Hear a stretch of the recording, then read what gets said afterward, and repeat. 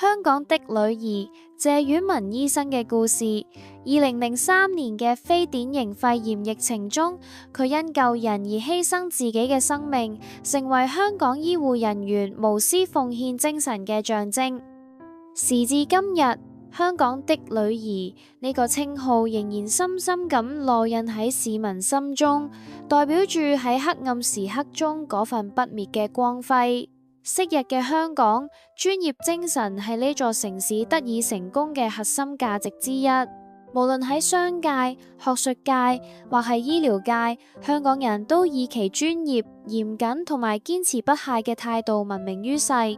謝婉雯醫生正係呢種專業精神嘅最佳典範。佢唔單止擁有卓越嘅醫術，更重要嘅係佢喺生死攸關嘅時刻，毫不猶豫咁履行咗醫者嘅神聖職責。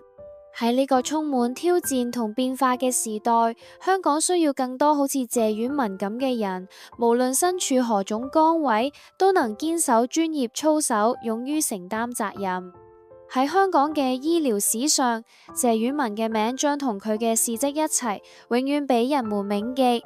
佢唔單止係香港的女兒，更係每一位追求專業、勇於奉獻嘅醫護人員嘅榜樣。